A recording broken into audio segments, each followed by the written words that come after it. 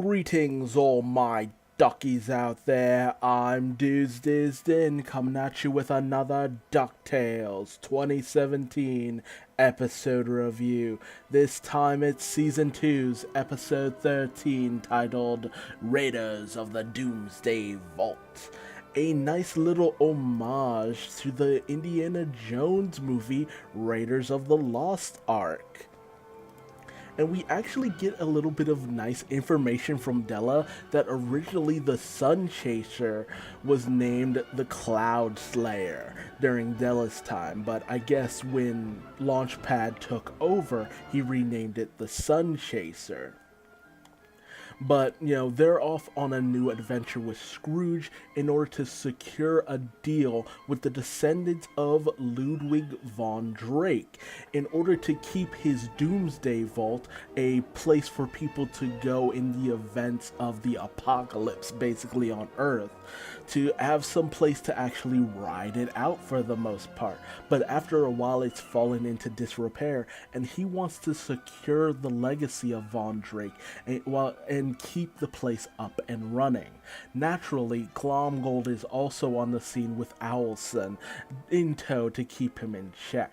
And as Scrooge does his production, he gives a very moving speech about how much he knows Von Drake cared about people and the continued preservation of the populace of the world. He always strived very hard. Von Drake was a good guy. He's always has been, always will be. And it's so moving, it moves a lot of Von Drake's children to tears.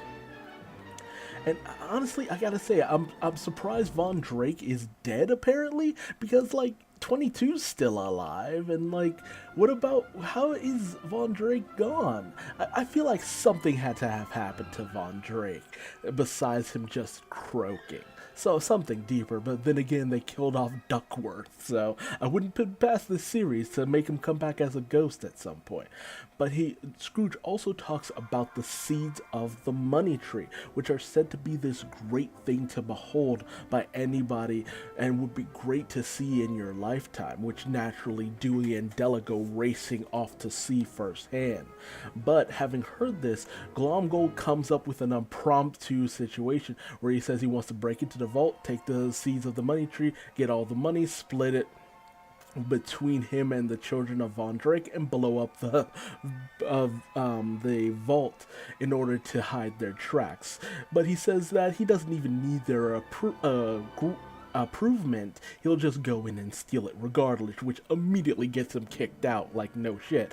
But Scrooge manages to secure the deal with the Von Drake kids, and Owlson is livid. And I'm wondering, at what point will this come to a head, the whole situation between Glomgold and Owlson, because she is getting more and more tired of his shenanigans.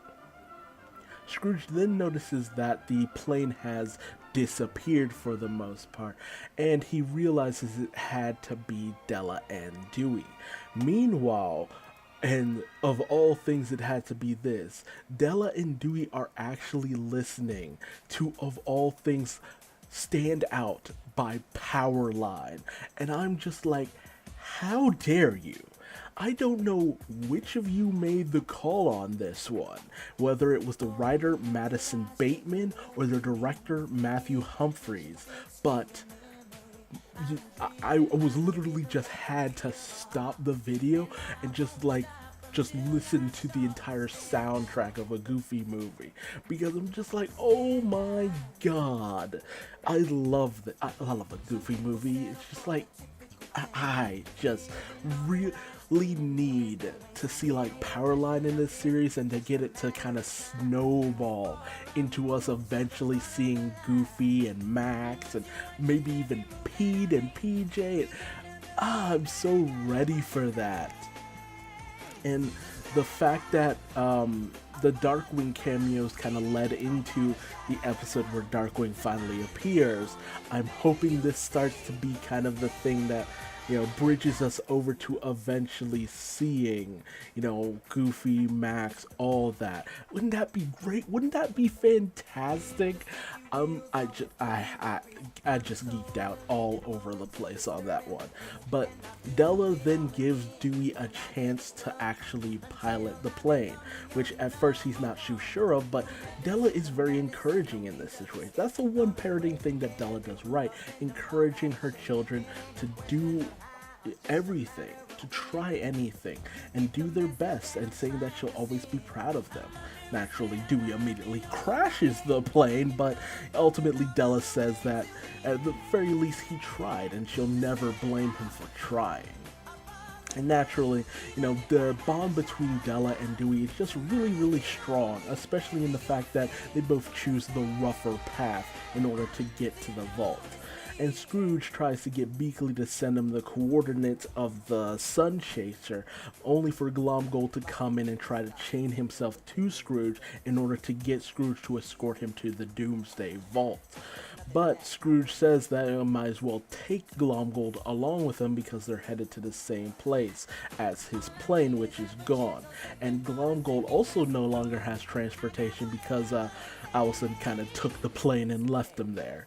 But a fight breaks out between the two over the fact that Scrooge wants to at least get provisions and Glomgold just wants to go rushing in, and that ends them on literal thin ice. Meanwhile, Della and Dewey are having a rip-roaring good time getting to the vault, which is actually based off of a real-life location. Namely, and wait for it, the Svalbard Global Seed Vault. God, I can't say Norwegian titles, but it's actually a space off of a seed vault in Norway, well, at least belonging to Norway, which is actually a place for storing various seeds from around the world in order to preserve them for future generations, to make sure various different forms of plant life continue to exist no matter what. But when they go in, they actually trigger an automated message by Ludwig von Drake, of all people. And Ludwig von Drake is the kookiest of the kooks, as he set up various tests in order to, have the intelligence of the occupants put on display. Make sure it's the smarties who are getting in for the most part.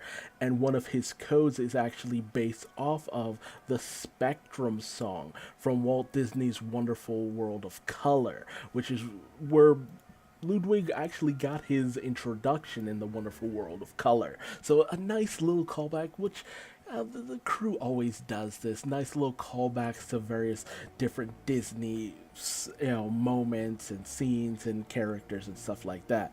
However, because everything is just so frozen shut, they're unable to put in any of the codes and all that. So Dewey ends up crawling through the vent in order to access the control panel and get Della out, only for him to trigger a, death trap, basically, which causes the ceiling to start closing in on Della.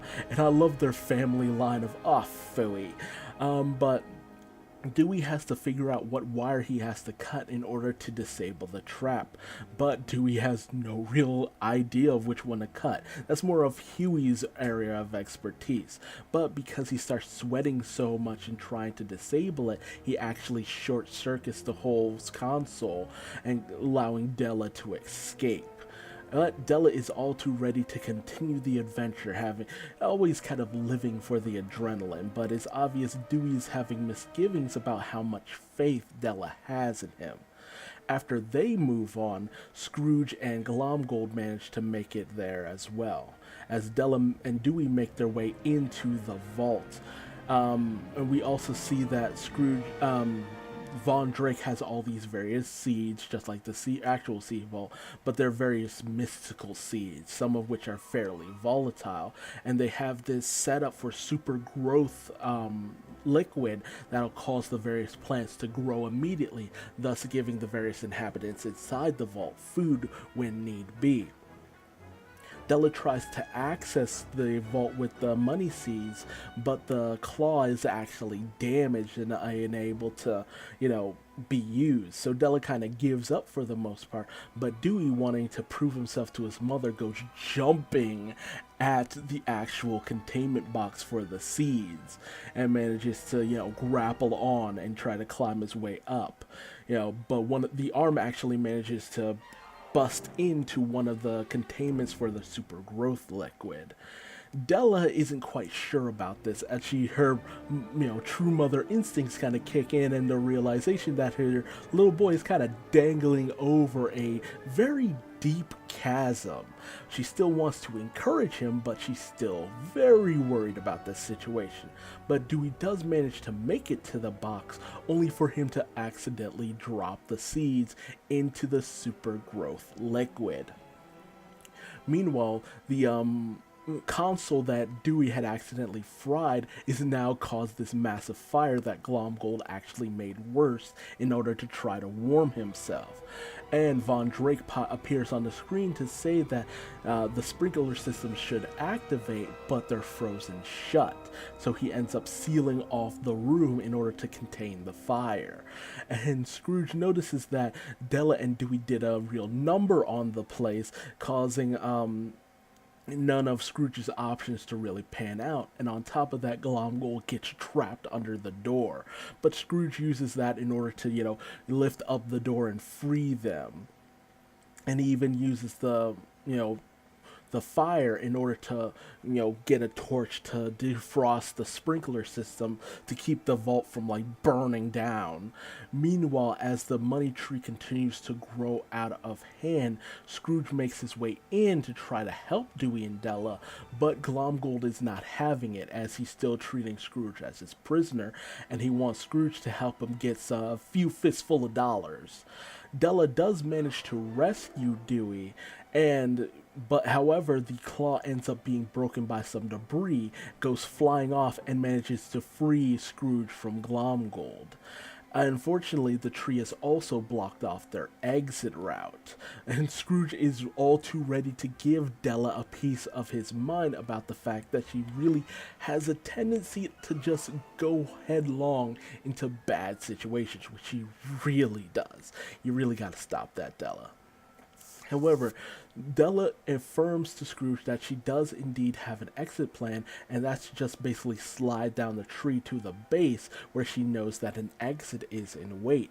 And she explains to Scrooge that she actually was paying attention to Scrooge's presentation, namely the layout of the vault and where all the exits were. So some actual good brain power by Della, but she learned a lot from her time on the moon. And they all managed to make their way out of the vault. However, Dewey feels bad because he feels that he kind of let Della down for the most part. But Della reaffirms to Dewey that, you're my son. I will always love and support you, and you could never let me down. Again, very A-plus parenting. Not so much in bringing Dewey along on this very hazardous adventure, but you can't really be surprised that Della does stuff like that when Scrooge was going around bringing 10-year-olds on adventures with him from jump when it came to Donald and Della. Especially with the story of the Gilded Man. Della was only 10 brought along on that adventure, so I'm not surprised that Della's none too concerned with bringing 10-year-olds on dangerous, world-altering missions. Meanwhile, Scrooge laments the fact that the vault is basically destroyed because of the money tree, but Della actually has a plan in order as to how to get things back in working order, and that's to basically incorporate the money tree into the vault itself by using the various materials of the golden bark in order to use that to just repair everything that's broken, because she actually learned how to weld gold from her time on the moon. So a nice little bit of continuity there. And because they use all material from the money tree and use all of the excess money in order to fund their operation as well, they ended up making more of a profit than ever. So typical Scrooge McDuck get out of jail free card kind of situation. Not to mention they also harvested more money tree seeds. And we end our episode with Glomgold gloating about the fact that he actually at least managed to get a good chunk of money from the money tree, only for it to be blown away by a slight breeze. So once again, Glomgold comes in last. A fairly fun episode. Honestly, it was the Easter eggs that were more fascinating than the actual plot itself. But again, it was still a good time. Like, naturally we continue to have Indiana Jones references throughout all of this. Because honestly, DuckTales has time and time again been something that's very much associated with the adventuring of Indiana Jones, especially during the '87 series. But I was not expecting to hear a song from a Goofy movie, which continues to just make it so that it's all one shared universe. And you're just teasing me at this point with a possible appearance by Max, because I'm just wondering, what age will he appear at? Will he be, 10, as with like maybe Goslin and Huey, Dewey, and Louie and Webby and all of them? Will he be in his teenage years from a Goofy movie? Because, since Stand Out is out, that would have been something that they might have heard during that time. Or it's even possible that, this takes place after Max has already gone through his college time. So that really makes me wonder. And what do you think about the old name of the Cloud Slayer? Which do you prefer, Cloud Slayer or Sun Chaser? And what do you think about the fact that they said that Dewey's full name is Deuteronomy Dingus Duck? Like, wow, like, Della had the correct reaction to that, because it's just like, Donald, what the hell? Why were you doing this? Like, was it you just trying to get back on Della for not being there for the birth of her kids? Because, like, seriously, that's messed up. Why would you make Dingus his middle name? I know they had a relative named Dingus Duck, but there's no reason you should ever name someone Dingus. The guy's name was Dirty Dingus McDuck. At least I think that's what it was. Like, you had no right to do that, Donald. You had no right.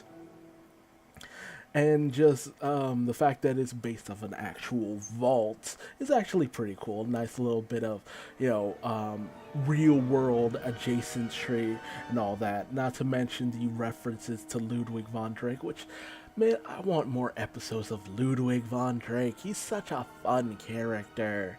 But apparently he's dead and gone. But that don't really mean much when one of your characters is an actual ghost. But again, tell me your thoughts in the comment section below. How did you feel about this episode as a whole? If you liked this video, feel free to leave me a like. If you didn't, feel free to leave me a dislike and tell me what I did wrong in the comment section below so I might better myself for future videos. And subscribe and hit the bell icon. That way you never miss another DuckTales episode review. And until the next video, just remember that money is fleeting, but family is forever. Till the next time. Bye-bye.